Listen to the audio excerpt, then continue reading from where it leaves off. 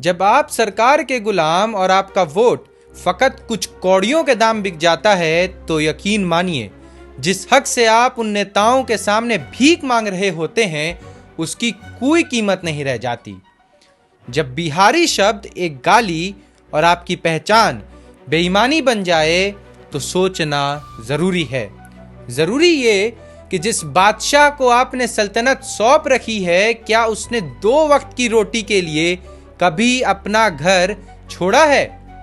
जरूरी ये कि क्या उनके बच्चे भी उन्हीं सरकारी सुविधाओं का लाभ उठा रहे हैं जिनसे आप लाभान्वित हैं?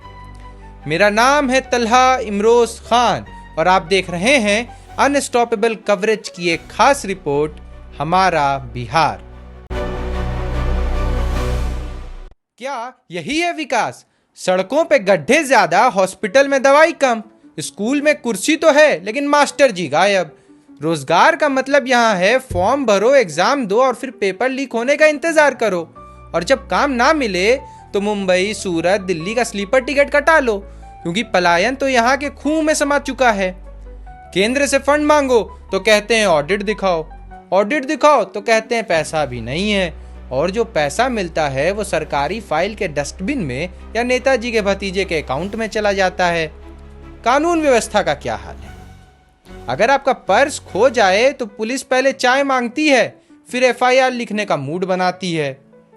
ऑफिशियल एरर ऐसा कि कहीं डोगेश बाबू का रेसिडेंशियल सर्टिफिकेट बन जाता है, और दारू कागज पर पूरी तरह से बंद है लेकिन घर तक एक्सप्रेस डिलीवरी का पूरा प्रबंध है।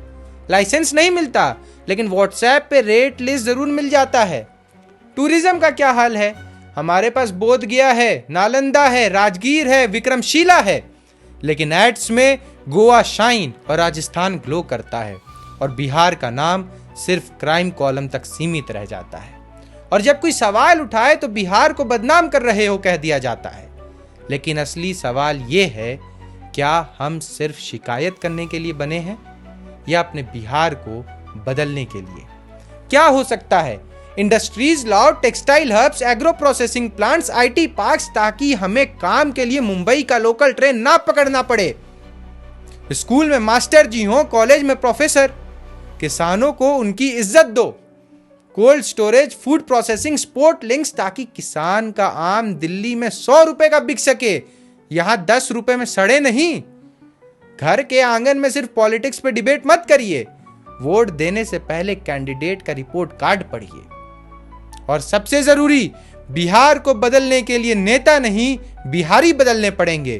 और हां, यह सिर्फ एक रिपोर्ट नहीं है, यह उन आंखों का आईना है जो विकास का सपना देखते हैं। और आईना तोड़ने से चेहरा नहीं बदलता, चेहरा बदलने के लिए सोच बदलनी पड़ती है। और अब कुछ महीने बाद फिर से चुनाव होंगे, फिर से रैलियां होंगी, फिर से झूठे वादे होंगे, फिर से 1 प्लेट बिरयानी और 1 बॉटल दारू होगी, और फिर से वोट का सौदागर आपके घर तक आएगा।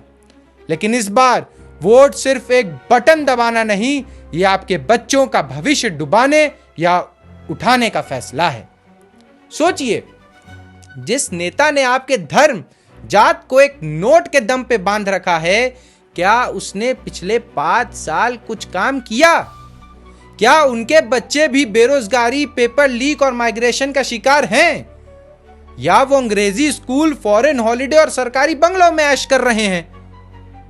याद रखिए, अगर आपने अपना वोट बिकने दिया तो फिर शिकायत का हक आप खुद बेच चुके होंगे, क्योंकि इस बार का चुनाव सिर्फ कुर्सी का नहीं, ये बिहार के भविष्य का चुनाव है।